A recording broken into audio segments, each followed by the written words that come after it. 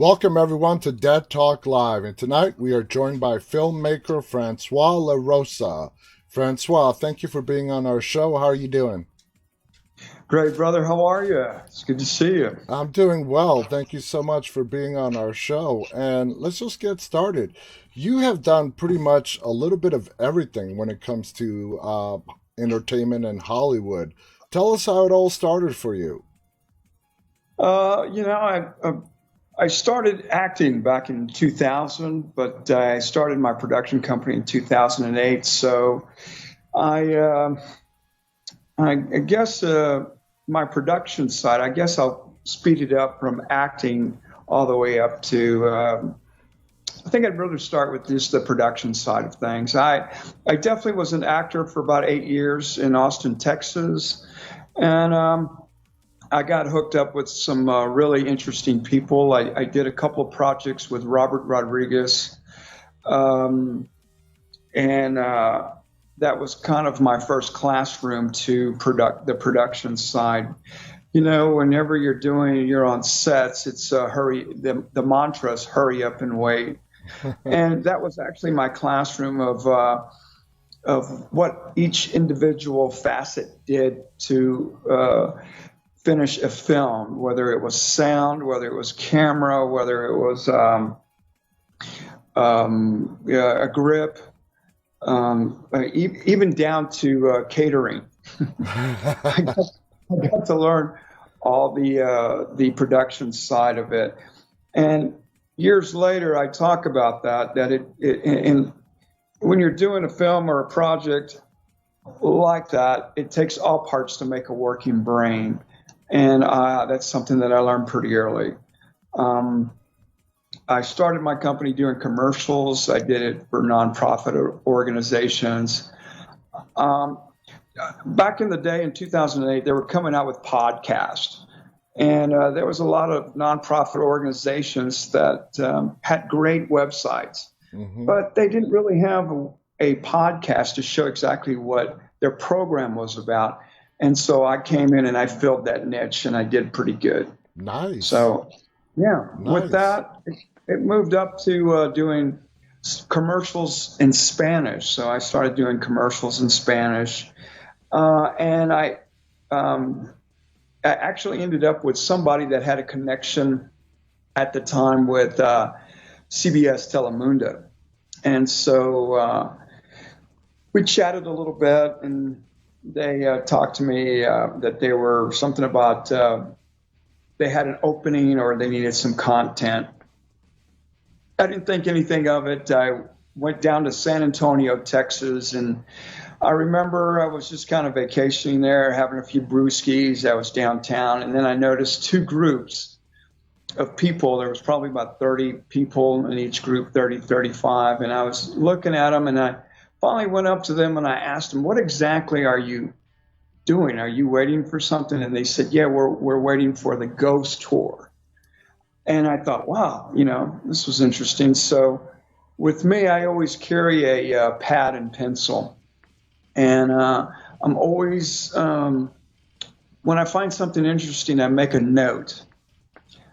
So I made a note about this particular ghost tour, and then I broke it down into what, in my mind, broke it down to demographics. Yeah. Uh, and so I noticed that the Spanish community really embraced this spirituality of ghost tours. They were really more interested. So what I did was I went on a ghost tour to check it out, and I heard the spiel, and I thought it was really interesting. And I went back to my hotel, and then I went home, came back to Austin, and I had already put together a package of this pilot program, this pilot project for TV called "The Success for the Four." And it was actually done in Spanish. It was called El Éxitos de los para los Cuatro, the success for the four. And I financed it with my money to do the pilot. I did a trailer. I had a poster. And I was ready to go down to CBS Telemundo for my 5-minute meeting to talk about this particular project that I had. Uh, but before I went down, I had my notes from my concept of me being in San Antonio. I had like a 2-page concept. Nothing, I didn't have a poster. I didn't have, a trailer or anything. I just had a concept. So I go into my meeting at CBS Telemundo with my connection. It's an interesting thing in this industry. It really helps if you have connections to take the next step into where you want to go. Oh, yeah. So I walked in and I showed them my poster. I said hello. There was 3 producers there, 2 male and 1 female. And I showed them my trailer, and then I showed them the pilot. And, after it was all said and done, the the female liked it, but the guys came out with this saying, and I'll never forget. They asked me, well, do you have anything else? And I know, what that means. That's pretty much, I said, I didn't know what to say after that, but I said, wait a second. I've got this concept. I don't have a trailer. I don't have a poster or I don't have anything but this concept. And I said, I'll share it with you. This was during the time when Ghost Hunters International was on TV, mm-hmm. Dead Files was on American TV, Plumber by Day, Ghost Hunter by Night type of thing was really taking off. These type of reality shows. So I said, this was my concept. I would get 3 sexy Latina females. They would investigate paranormal, urban legends, and hauntings, but they do it in high heels. And the guy stood up and said, there's nothing like that on TV, man. This is great. This is fantastic. I thought, so what happened, to make a long story short, they greenlit it, gave me money, and I shot the first season of it, and it was a success. It was the first time ever that for Spanish TV that it was done this way. I did a second season, but then that was it. That was it for me. I didn't want to do it anymore. Because I would have to go down to these hauntings or these places by myself, take photos, write notes, come back, and I would put together a episode, and I'd write the script in English, and then I'd hire bilingual actresses to go ahead and shoot it, and then we'd rehearse a little bit, and we'd do it, and I have to, the thing about shooting these sometimes these reality shows is that, and for instance, a ghost wouldn't open a door when you wanted them to open the door. You'd have to kind of, cheat it a little bit. And I'm probably putting spoilers out there, but sometimes, you'd have to do it too. And then there was times where it did it by itself. I think the last one I did was at a hospital that I had kind of an interesting thing happen, and then I decided, this is good. 2 seasons is good. So from the TV reality shows, I ended up getting hired to do another food reality show from a producer in LA in Spanish, okay. And so from I did a couple of reality shows. I wrote, did cinematography for, I directed, and then. From there, it was just kind of just a standstill time for me to kind of regroup and recalibrate and just kind of take it easy and enjoy the things that I've accomplished. That's a very interesting story. Just one question really pops into my head, and I'm sorry, I'm probably going to regret asking this, but what did the female in the group think about the high heel story? Well, I actually was concerned about it, but I had to go through 40 Latina actresses.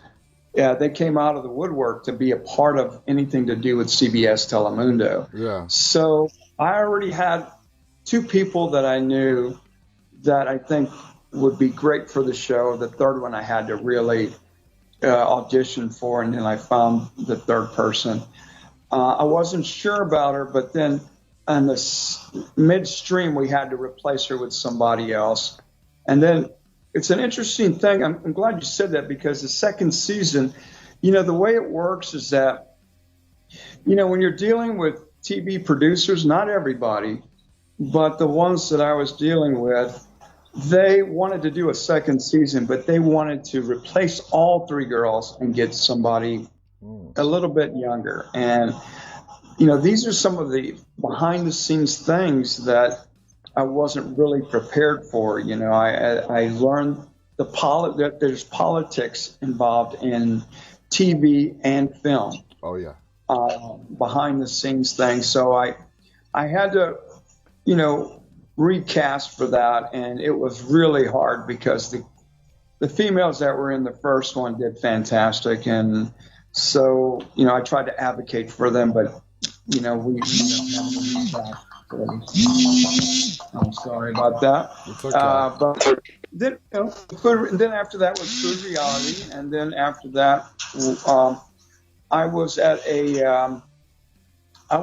a interview, doing a interview for a Spanish magazine, and a producer came in and was talking to the CEO of the magazine, and they were looking to do a featured film here in Austin, Texas. And so there was some names thrown around. I was there. I introduced myself to the producers, and they said that, well, they checked out my credentials, they checked me out, and then I ended up going through a couple more meetings and listening to their vision of what they wanted to do. And then they gave me their budget. It was still independent. It was like under $2 million. Before, independent films used to be like a million, anything under $1 million, but now I think it's way lower. It's like, yeah. So was that your production company's first dive into film? No, it was actually my second. The first one I did was the reincarnation of Jezebel, and I wrote and directed that, and had to shoot some of that add-ons, and I sold that to a Latino American group, which ended up they bought all the rights.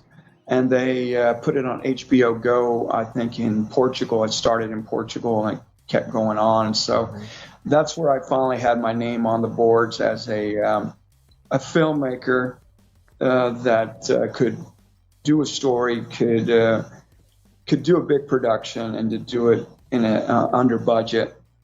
And I had a great producer, a friend of mine that I knew from LA and also Austin.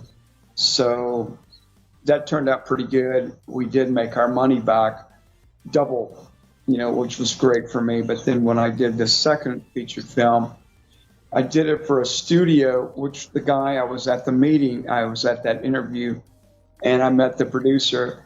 That particular company was called Vega American Studios.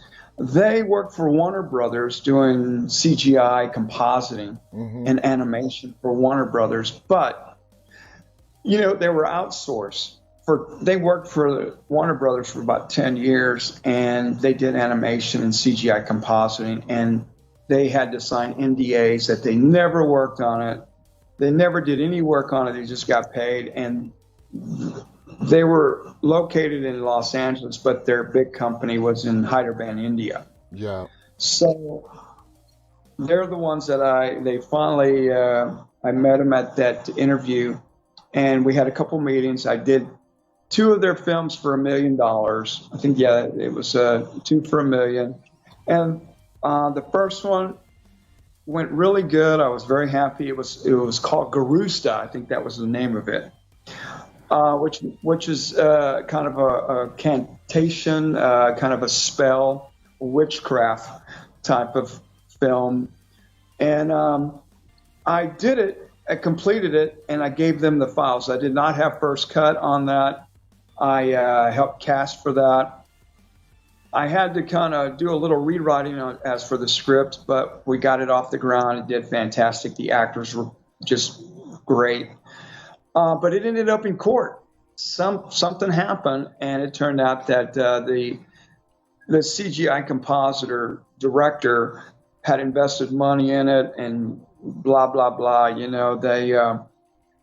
It ended up in court, ended up in a lawsuit. I didn't know what was going on. I didn't have anything to do with that. But, I kept going to do their second film. So that Garusta film will probably never be seen. But I did their second film, and I did it. I think the second one, I think we had about maybe $500K left out of the budget to do their second one. So I did that, finished that. And that one actually did very well. It hit theaters here at the Alamo Draft Houses in Austin, Texas. And it did a week tour, did about a week. It's kind of like an Ethan Hawke film where Ethan does his film, and it lasts about a week in theaters. But that's not bad. A lot of stuff doesn't even go to theaters nowadays. Yeah. It did pretty good. We did the red carpet screening here in Austin, and that came out pretty good. Now, but along this, go ahead. No, I was going to say, like I said at the beginning of the show, you've done directing, producing, you've even done a little bit of art department work for Predators. Right. Right. Where, I know you own a production company, which in itself is a huge undertaking. I own a production company. When it comes to filmmaking, directing, producing, whatnot, what do you personally enjoy the most doing?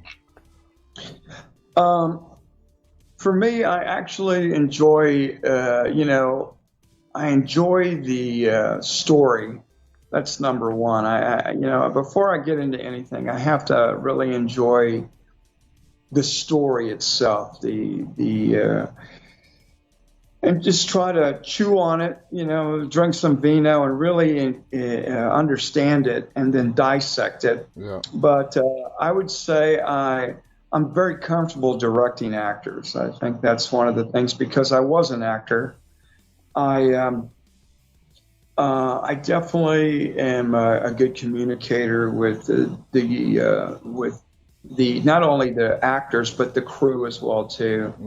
I think I've seen some directors, they scream and yell, and for me, it starts with me. If I try to keep everything on an even keel. I try to treat everybody with respect, and if I was to scream or yell, it would trickle down, and it would affect the production. Absolutely. And so, that's kind of my thing. I think I would have to say totally. I'd say I enjoy the writing substance more, but directing would be my forte that I can pretty much feel comfortable doing. Now, do you consider yourself a horror fan? Well, Los Angeles has pigeonholed me as an acclaimed horror filmmaker, but it's also the writing part of it. I recently I've gotten some scripts where I've had to sign NDAs and just put on my add-ons and do that type of thing. That's something that I'm known for, and I welcome it because I made a good income and living doing that, the horror area.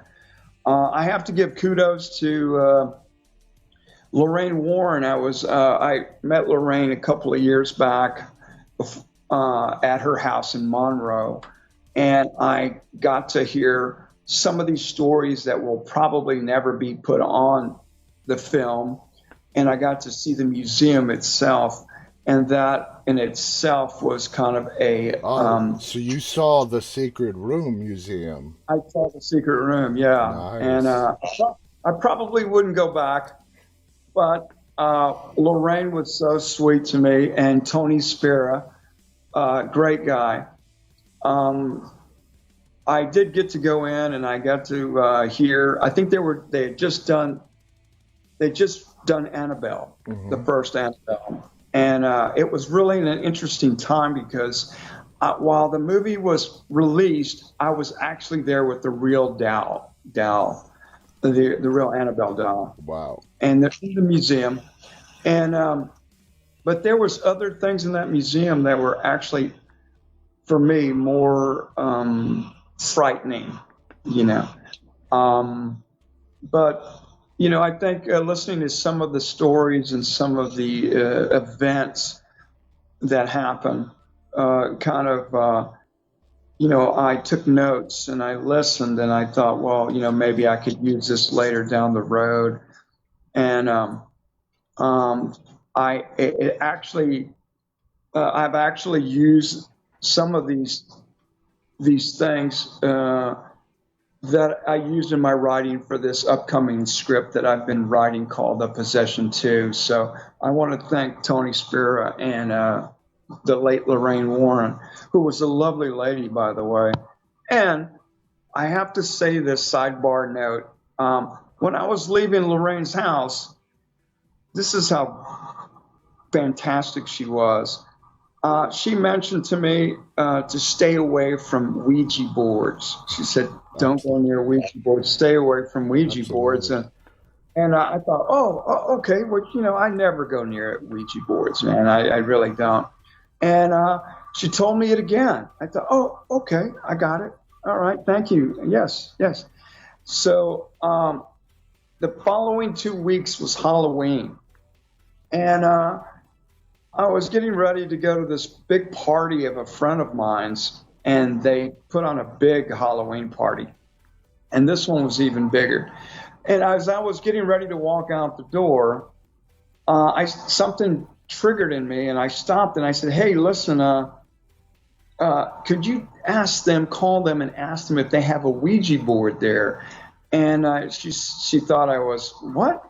And I said, "Yeah, please do that." And so she called them and they said, yes, this year they were putting this old antique Ouija board in the front door where you'd have to come in and sign in on top of it. Wow. And I said, well, I can't go.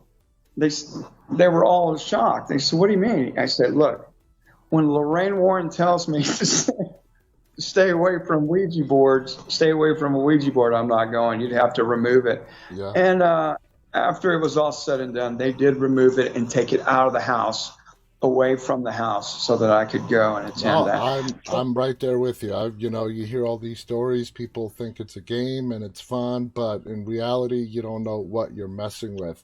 Let's talk a little bit about The Possession 2. You just mentioned it. Yeah. First question: did you see The Possession, the first one with Jeffrey Dean Morgan? Yes, I did. Actually, I was here, it must have been pre-COVID.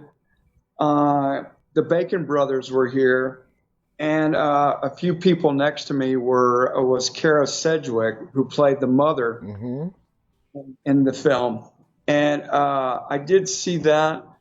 I happened to be, I remember I was, something happened that I ended up with a producer, or it was the writer of the book, the D-Book Box. The D-Book, His name was, it was Jason Haxton Ross. And Jason was the one who bought it from Kevin. Kevin was the first owner of this D-Book Box, which now is owned by Zach Baggins. Yeah, Zach Baggins, and he has it in his Las Vegas museum. Correct. Well, that is Jason had it, and he acquired it from Kevin, and I happened to be talking with this producer who knew Jason, and then he hooked me up with Jason, and we talked. At the time, Jason was in Canada, I think, and we talked for about an hour, and he told me that he worked on The Possession, and to take a peek at it, and he was telling me some of his experiences about this. So I checked it out. Jeffrey Dean was on there. Great. It was really done really well with the iconic directors, Sam Raimi, of course. Hmm. Um, and Sam Raimi's done some fantastic films. So I saw it, and then I called Jason back, and I said, "Well, what's become of that? What's going on?" And he said, "Well, they've got a script. They're not happy with it, and Sam Raimi's asking 20 million this time." For this is for the second one. The second one, yeah. And so what happened was the first one they did for 10 million, and it made 82 million. It grossed Hmm. 82 million. So the second one, they weren't happy with the script. So I talked to Jason and I said, "You know what? I'm going to do a trailer, man, and I'm going to do a different take on it, and then I will definitely write the trailer, and then afterwards I'll do the script." Well, I went ahead and did the trailer. I financed it myself, and it just so happens that one of the boys that I auditioned for was a fantastic actor named Tristan Riggs, and he was in the film. He was in the trailer, and it came out great. So I went ahead and I put it together, and I sent it out to Jason, who gave it to Sam Raimi. And I didn't get any feedback from it. But I know he saw it. So a couple years go by, and then I thought, okay, I've got some free time. Let me finish the script. So I finished the script. It took about, oh gosh, off and on, probably about 6.5 months. Did about 3 drafts with it. And I felt very good about it. I copyrighted it through the WGA in Los Angeles, so it's copyrighted. And I developed my poster, and I have a trailer. And so what happened was that boy that I casted for the trailer, his name is Tristan, ends up in a big movie with Guy Pearce. And it's on Netflix. It's called The Seventh. Please forgive me, Tristan. It's called The Seventh Something with Guy Pearce. I think you're referring to the seventh day. The Seventh Day. Yeah. That's it. And what happened was, it did well. It ended up on Netflix, and they were doing Q&As, and they asked Tristan, "What's next for you?" And he just came out and said, "Well, I'm waiting for Francois Larosa to finish the Possession 2 script." And they said, "Francois Larosa, the Possession 2, well, it caught fire." I mean, Lionsgate came out and did a video of the first one, and then it says, "Will the Possession 2 be made?" And then it listed my name as being the director, that we were already in production shooting the film, when in fact, I did the trailer and I have a script, but I have not gotten the funding for it. Okay. So, go ahead. Well, I was going to ask you, man, that's fascinating. Thank you for sharing, that story. So, what I was going to ask is, as of today, you are, it's been leaked, rumored, whatever, that you are directing The Possession Right. 2. I did not know that you wrote the script, so that's new information there. So, what is the status, coming straight from you, for The Right. Possession Part 2?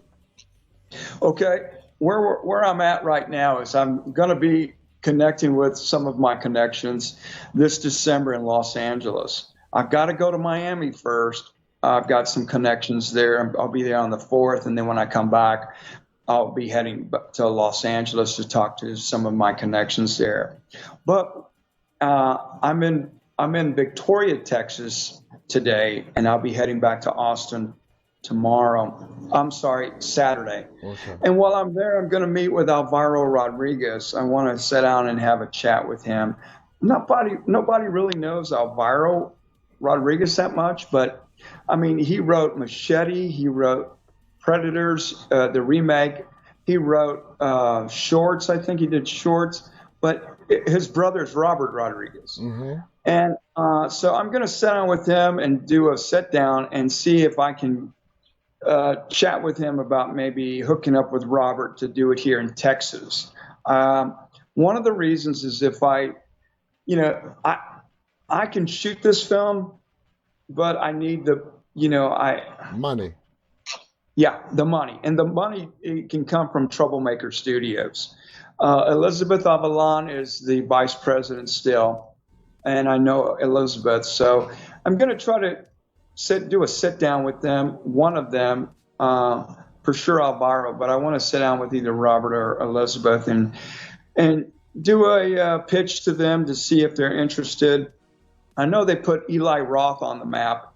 He did a couple of movies, horror movies. Just a few. And he was, yeah, just a few. Yeah, and he was an actor in I think Tarantino's film. I forgot what it was. It was that car movie with Kurt Russell, and I know which one you're talking about, and it's escaping. Yeah, it was Death Proof. Yeah, so Eli was in that, but he was also in Tarantino's Glorious Bastards, I think. Mm-hmm. So let me ask you a question. Sorry, I was going to ask, when it comes to the Possession franchise, does anybody, because they made the first one and whatever studio distributed, do you have to get the rights? Do they own the rights to the name, the Possession, and all that? That's a good question. You know, like I actually wrote a rewrite for the Stephen King remake of the Graveyard Shift. And what happened was, I'm giving you an example, is that it turned out that I wanted to rewrite it and call it The Graveyard Shift. So I had reached out to Stephen King's people. Stephen King sold all the rights to Paramount, and Paramount, when they bought it from Stephen King, Stephen called it The Night Shift. Mm-hmm. And so Paramount changed the name to The Graveyard Shift. Well, I had to go through my attorney to do The Graveyard Shift 2022, call it like that. So I got the rights after so many, I think it's a 10-year gap. I got the rights to that. Okay. So with the Possession, it's been over 10 years. So I know that it's not going to be a problem for me to get as long as I don't call it the Possession and I don't do a remake of it. I've got a different take on it totally, where it takes off with the crash at the end. That's when it starts. But it is a continuation of the story. It is a continuation, but it's not going to be a problem because Sam Raimi and them did not write this, and it's totally. I checked with my attorney. He told me a thumbs up. So it's up for grabs. It's up for grabs, and in fact, it's so up for grabs that a company in India did the Possession 2. They called it something else, I think, but it is a continuation, and it did okay. It didn't do great, and it was. I don't want to say it was done bad, but it would fit their standard. But they did do it, and I was happy for them, but. It was nothing compared to what I have here. Yeah. And I can still stay with that $10 million budget. I can still stay with that. So you can do the Possession 2 with $10 million. Yeah. If we shoot it here in Texas. Okay. If we shoot it here in Texas, because it's a right to work state, mm-hmm. and I don't have to mess with union, I could do it here in Texas. That is awesome. That is so awesome, because I was just going to say, the Possession, when it first came out, was such a sleeper hit. It was. It was a hit. It was a great movie, and it was such a sleeper hit. And I'm glad somebody's finally picking up the story, because it is based on this Dybbuk box. It is a real story. And there's a lot more material to be told, regarding this box. And, Jason Haxton Ross's journal, his book, had a lot of things that weren't even in the movie. And I thought that was gold. Some of these things that happened to him and his family were just beyond belief. And I definitely kept a portion of it in the movie. And so I also I also had at the end Jeffrey Dean Morgan answering the phone at the end, just an appearance. So I love to keep things open ended because you just never know in this business, man.